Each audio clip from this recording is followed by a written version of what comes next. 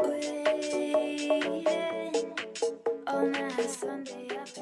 don't see it. Okay, there it is. All right. Welcome to Coming Out with Cannabis with your hosts, Christina D'Arcangelo Pooler and Wayne Kelly. Today, we're talking to Anthony Boyer.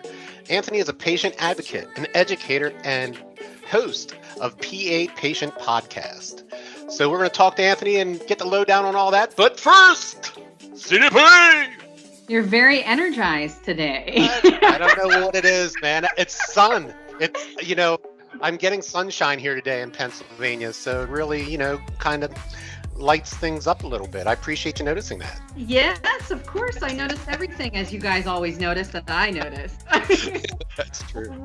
Welcome, Anthony. We're so very lucky to have you on today. I had the pleasure of being on your podcast last week. I can't wait for that to come out. We had such a wonderful and enlightening discussion. I figured, hey, you know what? You should come on ours. Because there's lots of things that we'd like to talk about you as well, and also just reciprocating the education here in the Pennsylvania area, as well as obviously across the nation and hopefully internationally as well. So welcome, Anthony. Thank you so much for joining us today. Yes. And thank you for being on my show last week. Really appreciate that, and I'm really looking forward to dropping that episode. I'm excited. Yeah, I'm excited to see it. She mentioned, I think Thursday you'll be putting it out. I'm not sure. Yeah. So I'm looking forward to that as well. Yeah, right on.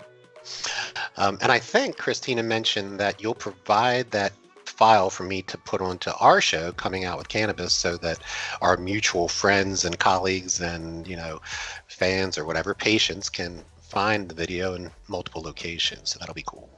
Absolutely, yeah, and I love that you guys are into growing that network. I know that was one of the things that we talked about when you were on the show, is just really building this Pennsylvania network of cannabis media, if you will. Yeah, it's about the education factor for the patients and those that do not work in our industry, that are looking to actually come into the industry in the right manner, rather than being a stampede of elephants trying to look for that green rush. People, I feel, need some sort of avenue to really understand what's going on in this industry, because it's not like any other industry. It's not like traditional work.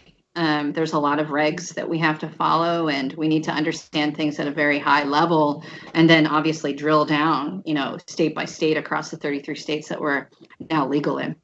Mm-hmm. One of the things I appreciate about your channel is it's all about education, and that's really one of the reasons the reason we started Coming Out with Cannabis. But you take it to another level. As I mentioned, I watched your video recently on trichomes, and the what I like about what you're doing is breaking it down to the simplicity of, trichome, terpene. It's not like a broad spectrum, here's the cannabis plant, but really understanding the different aspects of the plant and the life cycle, as you mentioned in that video. When you identify, when they're opaque, when is harvest. It's really it's neat stuff. And in my opinion, the cannabis plant is one of the most misunderstood plants, or perhaps the most misunderstood plant. Well, and I think one of the things also, Anthony, that you bring to the table that we haven't mentioned yet, because we're obviously going to talk about how you got into this industry and why you're focused on this as an educator, is the fact that you are a true educator. So you have the necessary skill set to be able to properly educate people at their level, and not speak at, a level up here when they're in taking baby steps, right? They don't know, what if it's a baby boomer that doesn't really understand, right? And they don't understand what an RSO is, or, what's shatter, those things. And the way that you educate people, I love it, because, one of the things I'm sure you heard on our show is that we always talk about keeping it at a fourth grade level because of my clinical background. Anytime we do anything from a study specific standpoint, it's always written consent form wise at a fourth grade level. And I'm not saying that you speak at a fourth grade level, but what I'm saying is I appreciate how you speak to people in your podcasts and your posts on IG and Facebook and elsewhere, that it's to the level that people understand, where you're coming from. And I feel like there's a big value add for you doing it in that manner. Thank you. Yeah, I mean, I do come from traditional educational background. You know, I got my bachelor's degree in math and secondary education. Went for my master's in leadership in ed to become an assistant principal. And so I originally started teaching math and then moved into technology, and eventually the push for STEM became really big. And I was one of the big pioneers for that in this area, and especially the hybrid and blended online and in-class learning. And so I found that the more ways that you can make information accessible to people, the larger audience you're going to reach, and ultimately the greater impact that you're going to have. You know, I love high-level discussions, but you can't start out at that. You have to start at the basics. And I think, you know, with the program, especially in Pennsylvania being so young, you know, you have your veterans of cannabis, but you also have your people, you know, like my parents who are a little bit older, or my in-laws who have questions and don't really understand any of these things. So I think it's helpful to develop something that people could use to help explain to their families, you know, if they're a patient that's getting ready to come out, or for their own benefit and education as they look for the best medicine for themselves. You know what I was actually also thinking about, and this just, I popped in my brain again to say, before we got on the call, we were obviously all talking, but I think what I want to do is, and if it's okay with you, and I don't mean to put you on the spot at all, but I'd like to take your podcast and we're redoing the Affinity Patient Advocacy website. Thank God, our wonderful Andrew, our intern, is back from Kutztown. We're so happy. He's been working with us since he was a senior in high school, and he's going into his junior year in college. Brilliant, brilliant kid. And, you know, he's going to redo our website. So I'd like to put, because we don't even have Coming Out with Cannabis on the website right now, and we're not out of the closet on the website. And I explained to you why and I don't want to trump that discussion because I want people to tune into your podcast. On Thursday, folks. But I want to put your podcast on our, you know, a link to your podcast on our website so that people have two places, because you talk about different things than we talk about. There's things that are synergistic between us, I think. But I think that between the two of us, it would be and even Eric Asher's podcast, I'd like to put his on there. I obviously, not trying to call him out, but I'm sure he'd be happy to put that on our website. But I want a resource, one-stop resource for patients who are thinking about coming out of the closet and moving forward with treatment. Because I tell you, Wayne, how many patients now come to us a week? I think we're helping people 4 or 5 patients a week now with APA, trying to get them cards, help them with their treatment plan. And, you know, we have different, as you know, we have different ways of doing that. Yeah. So if that's okay with you, I'd like to put that on. 100%. You know, to me, the more that we can spread the message and the education, the better. You know, when I had Eric on my show, one of the things that he said that I absolutely loved was, I'm not doing this for money. I don't monetize my videos. Right. I don't do the advertisement. This is for the community. Right. And, you know, my motto, for the patient, by the patient. I am a patient first and foremost. And so that is truly at the heart of what I'm trying to do. So anything that I can do to spread good information and trying to reverse the stigmas and stereotypes against people that use cannabis, whether they're part of the medical program or deciding to medicate themselves.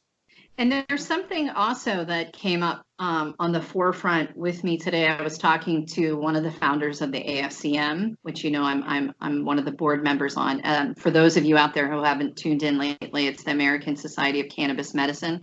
I know I talk in a lot of acronyms, so I always like to explain what that acronym means, you know. And so they're working on an initiative with respect to educating universities about developing programs specifically for cannabis businesses, healthcare, and medical. And so as that starts to develop, I'm going to keep you in mind, because as a patient, as an educator, you know how to speak to your peers better than we do, the business people, right? We're just business people, but you're an educator. So I'd like to talk to you about that at a later time, but it just popped into my head again, as usual. This stuff just happens. Me when you were on a PA Patient podcast too, you know, it just kind of happens. People, I think, that are in this culture and are kind of pie in the sky idea people, you got to just reach out and grab it when it gets to you, because you never know when it's going to, you know, fly away and never get back to it. That's right. You know, you mentioned your parents. That's really kind of the heart of what, you know, my desire is in this industry, and, you know, what I want to bring to the table with the Cannabot, you know. So when my parents are sitting there, you know, and I bought them an Alexa for Christmas, I can't believe it. I think I told you, Christina, my dad will be, you know, my dad's 70 some, and he'll just be like, Alexa, what time is it? Look, she answered me, you know, from across the room. We'll be at the dinner table. I eat dinner at their place every Thursday, and that's, you know, just why I brought this up, because they each have a handful of pharma pills that they sit on the table and they eat before dinner. But Dad will just shoot across the living room and holler something at Alexa. I had no idea that they would even use it, but I got them for him for Christmas. And that just, you know, having that educator there at any time, if they have questions, I think that generation may be more apt to asking questions like that in a manner where, you know, it's a little more private than actually talking to somebody, because they're the generation where all that stuff was forbidden. Well, and they're worried about the neighbors. You know, like, I know that comes up a lot, because I've been at the dispensary before, you know, getting my stuff. And there was a person within that age group that was worried that the neighbor would figure out that they're taking cannabis. And so the poor person working at the dispensary is trying to, you know, she was younger, you know, in her 20s. So she's trying to navigate for the patient, and the patient's getting frustrated, you know, because there's an age gap, and I'm kind of in the middle of both of them, sort of. And so I said, hey, do you mind if I step in and talk about this? And so I explained how, you know, there's HIPAA, just like you go to the doctors, and that information regarding your healthcare is not transmitted outside of the walls of the dispensary or by the Department of Health through the Pennsylvania, MMJ program. So I was able to get the lady to relax and not worry about the neighbor. I said, you know, just take your products and put them in your purse once you get home, and then they won't even see the bag. You know, so then they don't look up what Ilera or what, you know, Beyond Hello or whatever this means, you know, or Salivo. They can just go, she could just shove it in her purse and be on her way, you know. And it's sad that these poor people think this, because like we were talking about in the beginning, you mentioned that, you know, let's, you know, end the stigma. I mean, it's a constant thing. And, you know, I know we all, you know, who jumped over the bridge here and have gotten into this industry, we all suffer through this every day. It's not an easy endeavor. People who think it's just all smoke and, you know, we're just sitting here hitting a bong. That's not what it is, you know, like. And I think, you know, to me, that's why it's so important for me to come out the way I am and be educational in the way I am, because I was able to do all of those things that people respected as a cannabis user, as someone that was medicating cannabis before they knew that I was. And I only decided to come out because I had accidentally kept sharing my educational videos to my public YouTube channel or Facebook profile. And someone was like, I thought you were doing a science experiment. I mean, I guess it kind of is, you know, you're mixing diamonds and sauce. And so I finally just decided, you know what, why not teach everyone about this? Even the people that know nothing about the medical program in Pennsylvania, at least they'll be learning from someone that has reliable information, that uses it responsibly, that is aware of the guidelines, and really just wants to help others. And, you know, my big thing is to think of the older generation and how they do have to struggle with this stigma. And, you know, I'm only in my 30s, so to me, this is a time for me to kind of embrace my mission and say, this is what I'm devoting my life to. And I want to help people in the future so that they don't have to struggle with the same stigmas and stereotypes. You know, I'm a dad. I have a 1-year-old. And so explaining to your grandparents-in-law that you are a medical cannabis user and you also make videos of yourself taking dabs, and they don't even know what that means, you know. You know, they see a butane torch and alert, trying to educate, really, really important to me. Yeah, I think it is very important. And the other thing that I want to mention to your viewers and to ours is the fact that, you know, we talk about various products and various dispensaries and companies we're working with, but none of us are being paid by them. So if we come up with something that we like a product, or there's something that we, you know, you put on your show where you're talking about something, you're not being endorsed financially by these companies. You're coming from a pure place of integrity and ethics, and you're explaining what your experience is with that respective product. Now, it may work for you with your, you know, elements, but it may not work for me, or it couldn't work for Wayne potentially, you know, because all of our bodies are different from a chemical makeup standpoint. You know, we all have different things that work for us and don't work for us, just like pharma products, right? Certain things may work, you know, let's just talk about antibiotics, right? I have to take like 1,000 megs 3 times a day now if I have to take antibiotics, because I've taken them since I was a kid, right? But you may be able to just take 250 like a normal person. You know what I'm saying? So I think it's important for the viewers to understand that, though, is that we're not getting juiced by these people. And that if we wear a shirt or whatever, it's because we're supporting the cause, and because we happen to have a relationship with some of these people because we respect and appreciate them. Yeah, if I believe in their mission, or I believe in their product, and I'm using my money to purchase it. The program isn't expensive. So, you know, no, we're not getting kickbacks. If I say I believe in something, it's because I think it could be a benefit to other patients. Right. Right. And if we share something, it's because of for the same reason, because we believe it will benefit other patients or other people in general, the public. You know, that's what I appreciate about your channel. It's educational, man. You know, I think it's important for the general public, not just patients, to understand what the endocannabinoid system is, you know, because if you graduated after 88 or 89, you have no idea. It wasn't discovered till then. So, you know, that's something that needs to be understood, because again, the plant and ECS is misunderstood, you know, and it's really about education, wellness, and how can you use cannabis to better affect the endocannabinoid system and those CB1, CB2 receptors. I think for better wellness. And I think one of the things that we could do better in our area is that, you know, Pittsburgh has the education center, right? And we've been lucky enough to be up there with the Cresco folks. And, you know, we had that big event in October up there right after they opened. We were very lucky to have that opportunity and thankful.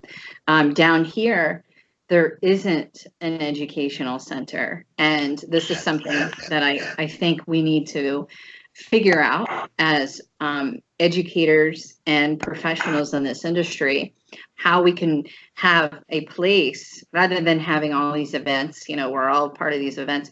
You know, instead of competing against all these events, you know, and blah, blah, why not have an education center that's nonprofit backed, where we can do these things, right? Where you could have a class, say, Anthony, where you are teaching people about shatter, or you know, Asher could come down and press, right? CBD flower, obviously, because we're not going to press cannabis flower, you know, depending upon location and things like that. But the point is that I feel like we could have an underserved issue here as far as education is concerned, because we don't have that Mecca education center like Cresco did in Pittsburgh. Absolutely. I'd love to see something like that come to fruition, at least in this area. You know, I'm out in Lancaster, not too far from Harrisburg. And I'd love to see something center of the state, especially so close to the capital, where we'd be able to tag up with some legislation Right. efforts. Right. Yeah, I didn't know you were in Lancaster. I'm just north of Harrisburg in Duncannon. So Oh, we're all kind of close. Yeah. But I agree. Harrisburg would be perfect. I was even thinking of, events maybe even at Penn National or something because they have those rooms. We should, I might check into that, see what their policy is on cannabis education events. But Yeah, because even, that's the other thing, right? Like we've been blacked out from events because we were going to do an event in July, and we decided to push it back. We decided to push it back to October because I have to be in Spain. It would have been shortly thereafter. I would have had like a day to recover, and I would have been flying to Barcelona for another event that I'm part of the planning committee for. And that's a world CBD event. So we moved it to October 12th, actually, and we're going to find a space. But when we were planning in July, there was a restaurant that said, yeah, we'll do this, we'll do this event. And then they turned around and said, no, once they figured out it was a cannabis education event. And it's not like we're going to be smoking. Here we go again, right? We're not going to be smoking. No one's going to be acting crazy. It's a professional event to help educate people and to help with stigma, but also, help for the cause, the betterment of the patient, with the unmet medical needs. And so I was actually kind of mad when we got that feedback because I thought, well, if they would have just taken the time to Google me, they would see I'm completely a non-recreational supporter. I'm a medical cannabis focused patient person, a patient myself. I would never let something go out of hand, at their restaurant. But again, it goes back to the stigma. So if we can find, a place that would accept us, which is crazy, to think that you have to go, to accept us. Right. That's nonsense. What kind of bullshit is that? Uh-oh, Bruce is going to put the flag up. Stop. I thought he was going to heave that at me. Jeez, he picked up his coffee mug. What are you doing to me over there? Sorry. Okay, he did hear Alexa give me the old wrap it up a few minutes ago. Jeez. Okay, I'll try to cut it. I'll try to cut that out. Thanks a lot. You see that? Anthony. Uh-huh. But she, just like we discussed on our pre-call, she's not pompous. No. She didn't deny any of the other things. I look forward to the day when we don't have to worry about these things, where we can just go where we need to go to get our business done. And that's why what we do is so important. That's why I'm really a big advocate of supporting anybody who's got this similar mission to you, to Eric, to me. The Cannabis Question, I don't know if you've heard about those guys yet. They're a little bit more of an educational podcast as well.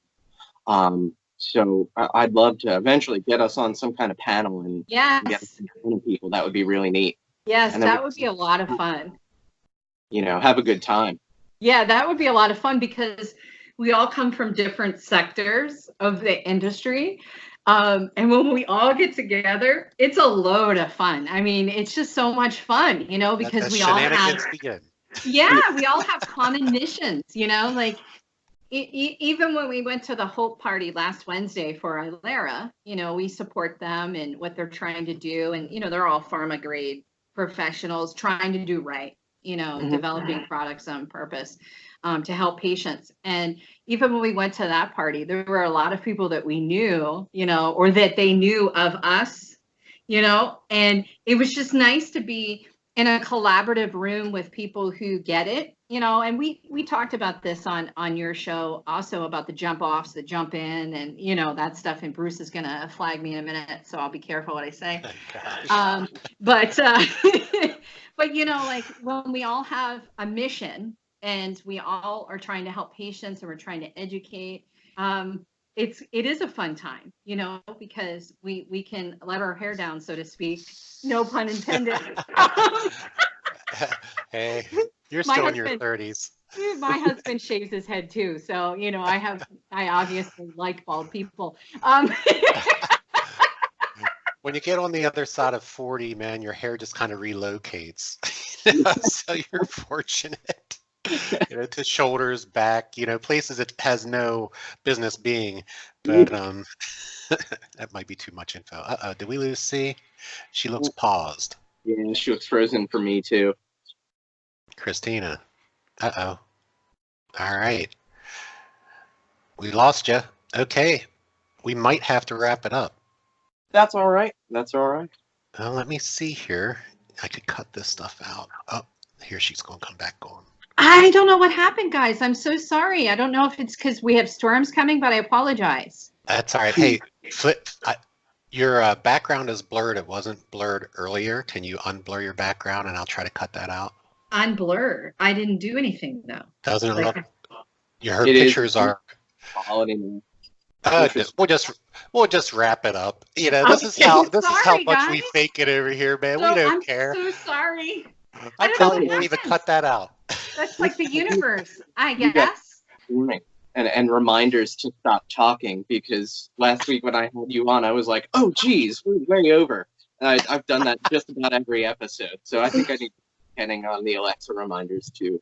Yeah, keeps me, keeps us from being too sidetracked. I mean, that reminder was about 10 minutes ago, but at least, between her and Bruce, I'll try to get it together at some point. But I think it was a great conversation, Anthony. Awesome to meet you. You're right down the street, so to speak. Man, I go to Lancaster once a month. I collect, I'm a vinyl collector. I like spinning records, so they have a big record collector event the second Sunday of each month. So I'm always in Lancaster. We'll have to have a coffee or something. Yeah, absolutely. Absolutely. And so I just ordered a CRG mini press as well, thanks to Eric. He finally into it.